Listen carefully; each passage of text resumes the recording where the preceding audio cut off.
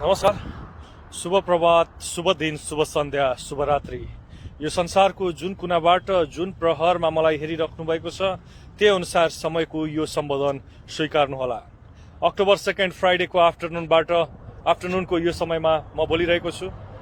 आज बाहिरको मौसमबाट अलिकति पुलकित भएर बाहिरबाट मैले यहाँहरूलाई सम्बोधन गरेको हो।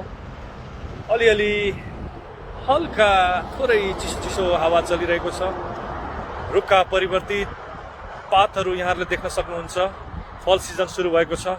हुन त नेपालमा पनि शरदको चिसो हावा चल्न थालिसकेको होला। दसैँ तिहारको चाडबाडको फिल हुने गरी पारिलो घाम लाग्न सुरु भइसकेको होला। कहिलेकाहीँ समयका यिनै परिवर्तित छटाहरूले तपाईँ हामीलाई पुलकित बनाउँछ। तिनै समयका छटाहरूमा हामी मोहित हुन्छौँ, मनमोहक बन्छ। त्यसकारण पनि कहिलेकाहीँ केही कुराहरू सेयर गर्न मन लाग्छ, साट्न मन लाग्छ। बाहिरै बसेर कुरा गरौँ जस्तो लागेको थियो, तर बाहिरको यो डिस्टर्बेन्स यहाँहरूले पनि फिल गरिराख्नु भएको होला। र म प्राय किन गाडीभित्रै बसेर कुरा गर्छु भन्नुको मेन कारण पनि यही हो, किनकि बाहिरको त्यो नोइज, यो डिस्टर्बेन्स फिल्स नहोस् भनेर। ठिक छ, आज पनि अब गाडीभित्रै बसेर कुरा गरौँ। आज अलिकति स्पेसल छ सधैँभन्दा, किनकि सधैँ म आफ्ना कुराहरू, आफ्नो कविता, आफ्नो रचना वाचन गर्ने गर्थेँ।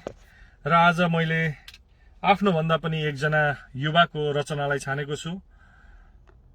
विगत केही समय यता मैले यहाँहरूलाई मेरो जुन कुराहरू सुनाउँथेँ, मेरो जुन कविताहरू सेयर गरेको थिएँ, त्यसबाट प्रभावित भएर मलाई 2-4 जना साथीहरूले आफ्नो रचना वाचन गरिदिने आग्रह गर्नुभएको थियो।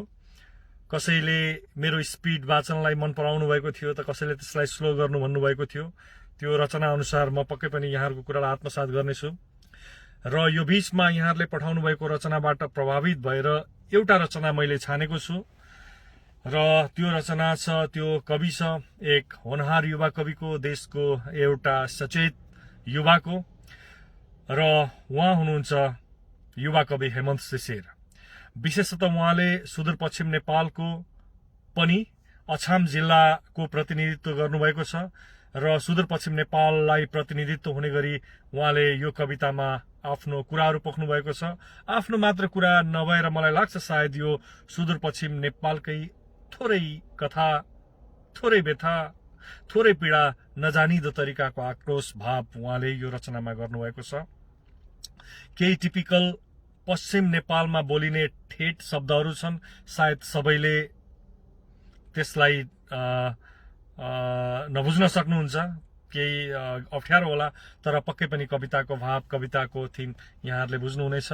हामी त्यो ठेट शब्दहरूको चाहिँ शाब्दिक अर्थ तल उल्था गरेर राख्ने प्रयास पनि गर्नेछौँ। ओके, कविताको शीर्षक छ सुदूरको पीडा।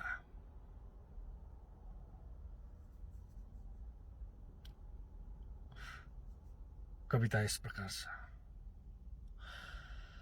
छकालै सूर्यको पहिलो धर्को इजाको निधारमा ठोकिएपछि आँखा मिच्दै मिच्दै बिउजन्छ भासुको भिर। छकालै सूर्यको पहिलो धर्को इजाको निधारमा ठोकिएपछि आँखा मिच्दै मिच्दै बिउजन्छ भासुको भिर।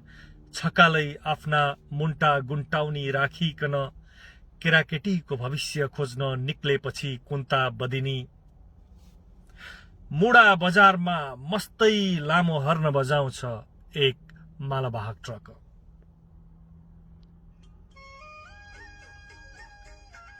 छकालै सूर्यको पहिलो धर्को इजाको निधारमा ठोकिएपछि आँखा मिच्दै मिच्दै बिउजन्छ भासुको भिर।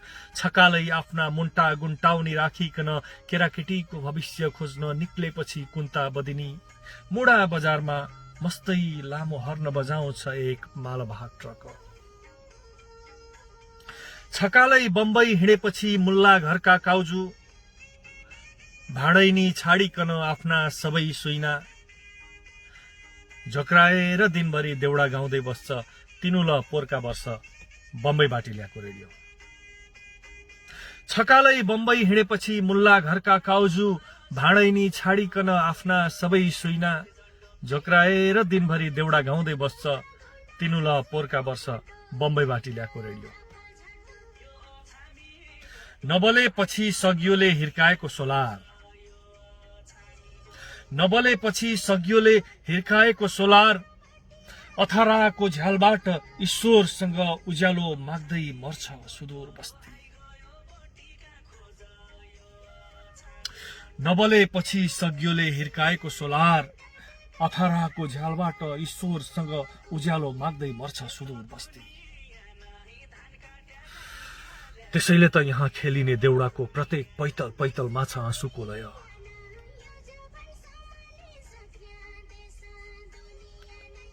यहाँ चोइलो बालेर गणितका ठूला साना हिसाब किताब गर्छन्। यहाँ चोइलो बालेर गणितका ठूला साना हिसाब किताब गर्छन् सकिएको लाली गुराँस कापीको त्यो अन्तिम पानामा नानीहरू।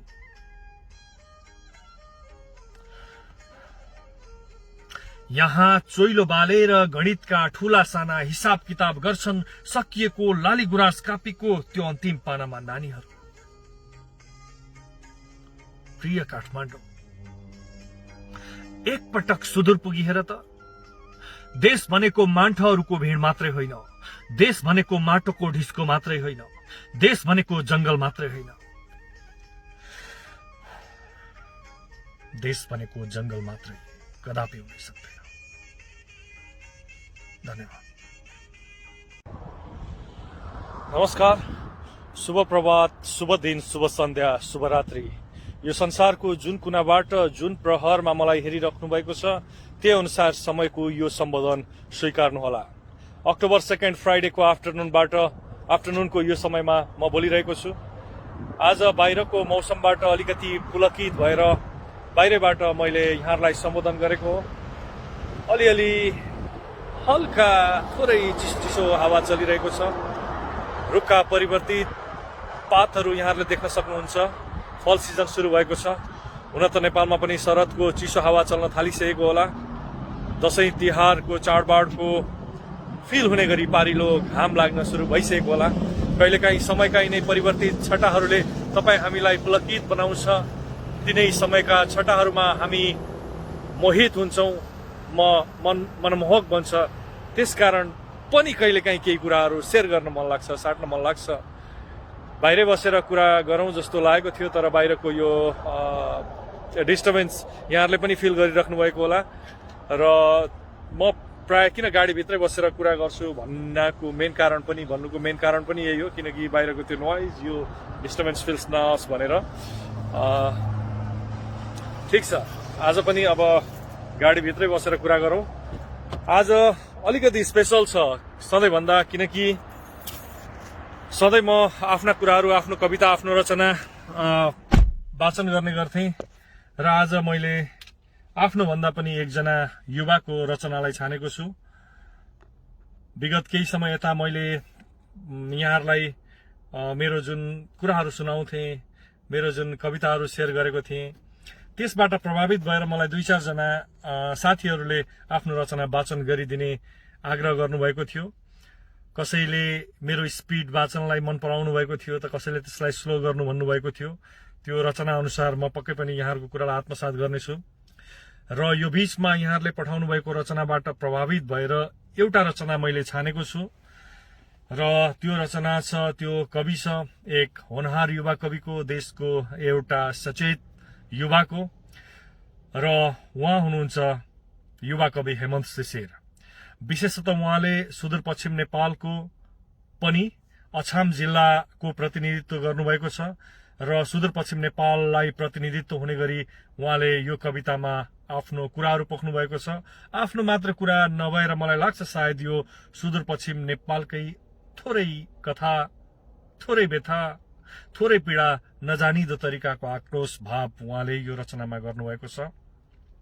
केही टिपिकल पश्चिम नेपालमा बोलिने ठेट शब्दहरू छन्, सायद सबैले त्यसलाई नबुझ्न सक्नुहुन्छ, केही अप्ठ्यारो होला, तर पक्कै पनि कविताको भाव, कविताको थिम यहाँहरूले बुझ्नुहुनेछ। हामी त्यो ठेट शब्दहरूको चाहिँ शाब्दिक अर्थ तल उल्था गरेर राख्ने प्रयास पनि गर्नेछौँ। ओके, कविताको शीर्षक छ सुदूरको पीडा।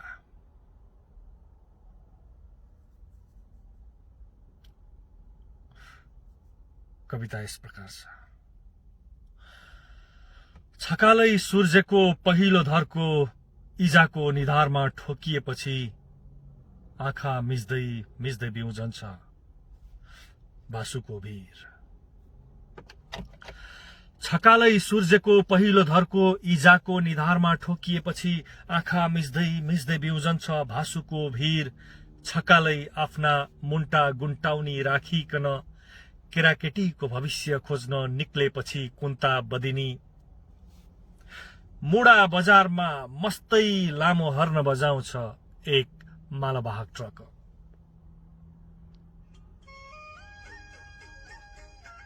छकालै सूर्यको पहिलो धर्को इजाको निधारमा ठोकिएपछि आँखा मिच्दै मिच्दै बिउजन्छ भासुको भिर। छकालै आफ्ना मुन्टा गुन्टाउनी राखिकन केराकेटीको भविष्य खोज्न निक्लेपछि कुन्ता बदिनी मुडा बजारमा मस्तै लामो हर्न बजाउँछ एक मालवाहक ट्रक। छकालै बम्बई हिँडेपछि मुल्ला घरका काउजू भाडैनी छाडिकन आफ्ना सबै सुइना झोक्राएर दिनभरि देउडा गाउँदै बस्छ तिनुल पोरका वर्ष बम्बईबाट ल्याएको रेडियो। छकालै बम्बई हिँडेपछि मुल्ला घरका काउजू भाडैनी छाडिकन आफ्ना सबै सुइना झोक्राएर दिनभरि देउडा गाउँदै बस्छ तिनुल पोरका वर्ष बम्बईबाट ल्याएको रेडियो। नबलेपछि सगियोले हिर्काएको सोलार, नबलेपछि सगियोले हिर्काएको सोलार अथराको झ्यालबाट ईश्वरसँग उज्यालो माग्दै मर्छ सुदूर बस्ती।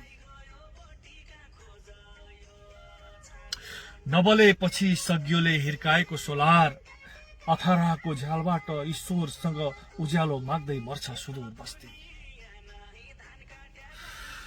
त्यसैले त यहाँ खेलिने देउडाको प्रत्येक पैतल पैतलमा छ आँसुको लय।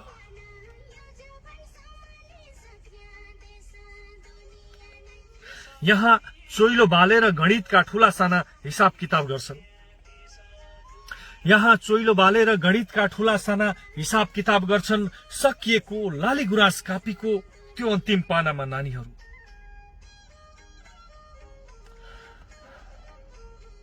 यहाँ चोइलो बालेर गणितका ठूला साना हिसाब किताब गर्छन् सकिएको लाली गुराँस कापीको त्यो अन्तिम पानामा नानीहरू। प्रिय काठमाडौँ, एक पटक सुदूर पुगी हेर त। देश भनेको मान्छेहरूको भीड मात्रै होइन, देश भनेको माटोको ढिस्को मात्रै होइन, देश भनेको जंगल मात्रै होइन, देश भनेको जंगल मात्रै कदापि हुन सक्दैन। धन्यवाद।